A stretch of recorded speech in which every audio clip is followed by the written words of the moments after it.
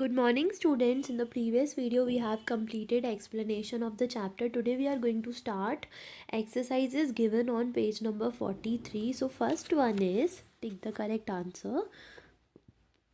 What were most of the houses in Kritam made up of? तो क्रीतम village के house कैसे बने हुए थे, कौन सी चीज़ों से बने हुए थे, हमने पढ़ा था bamboo thatch, straw and mud. How many gods did Muni have? Muni के पास कितने गोड्स थे? 2. The foreigner had come from, जो फॉरेनर था वो कहाँ से आया था? न्यूयॉर्क से. How much money did the foreigner give to the Muni in exchange of the horse statue? कितने पैसे दिया था उसने मुनी को? 100 rupees. Why was Muni angry to see his gods at the door? Because the foreigners was very much in needs of the goat. नहीं, because he had sold the goats, क्योंकि उसने goats बेचे थे. यही होगा सही answer. Because he had sold the goats to the foreigner, so he wanted to goats to go back to the foreigner. So here we have completed our tick the correct answers. Now we are going to do answer these questions with reference to context. So first one is why did the foreigners cry marvellous? Means हमें ये line पढ़ के इनका answer करना है. Meanwhile the foreigner cried marvellous.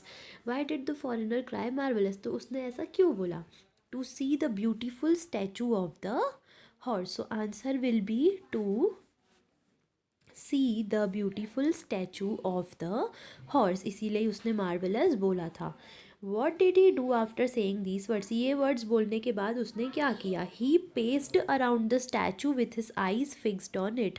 वो statue के पास ही आके खड़ा हो गया और उसकी आंखें भी पूरी उसने हॉर्स के स्टैचू की तरफ ही गड़ा ली थी. वो उसी की तरफ देख रहा था. What was the listeners reaction? जो लिसनर है, जो सुन रहा है, उसका रिएक्शन क्या था? मतलब यहाँ पे मुनी के रिएक्शन की बात की गई है.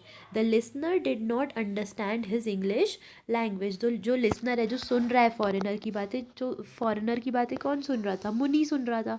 तो मुनी को कुछ भी समझ में नहीं आया कि ये क्या बोल रहा है, because he was not able to understand his English language. So you have to write these 3 answers in your book only. आपको ये book में लिख लेना है. Now we are going to do second one, which is given on page number 44. You can see clearly I am showing you once again these 3 answers. So you should write it properly. Again I am doing this. You can see I am showing you. You can see it properly.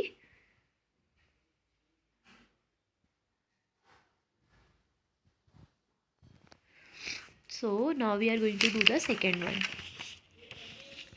Don't involve me. तो ये lines बोलता कौन है? Who spoke these words to whom? तो इसका answer हम लिखेंगे Muni's wife spoke these words to Muni. तो मुनी की वाइफ ये वर्ड्स बोलती है किसको? मुनी को. What was the speaker afraid of? Speaker को किस बात का डर है? मतलब जो मुनी की जो वाइफ है, so the speaker was afraid of his husband's future. जो स्पीकर है, जो उसकी वाइफ है, उसको किस बात का डर लग रहा था? अपने हस्बैंड के फ्यूचर का उनको डर लग रहा था. So we are going to write in the answer the speaker was afraid of his husband's future. Then next one is what was the speaker's expression when these words were spoken? तो जो speaker है, जो उसकी wife है, उनके कैसे expression थे जब वो ये बात बोल रही थी? The speaker was in rage. वो बहुत ज़्यादा टेंशन में थी. एंड शी वॉज अफ्रेड, और उनको डर भी लग रहा था किसका? Of her husband's future. तो यहाँ पे हम दोनों आंसर में हस्बैंड्स फ्यूचर की बात क्यों कर रहे हैं? इसीलिए कर रहे हैं क्योंकि उसे लग रहा था, उनकी वाइफ को लग रहा था कि वो चोरी करके 100 रुपीज़ लेकर आए हैं और उन्हें पुलिस पकड़ के ले जाएगी. तो उनको उनके फ्यूचर की टेंशन इसीलिए ही हो रही थी, पर ऐसा कुछ भी नहीं था. So here we have completed our answer this question in reference to context. So you have to do this in your book only. आपको ये कॉपी में नहीं करना है, only book में करना है. And in the next video we are going to start exercise number C, that is answer this question. We are going to do in book as well as in copy we will do, and this you have to do only in your book.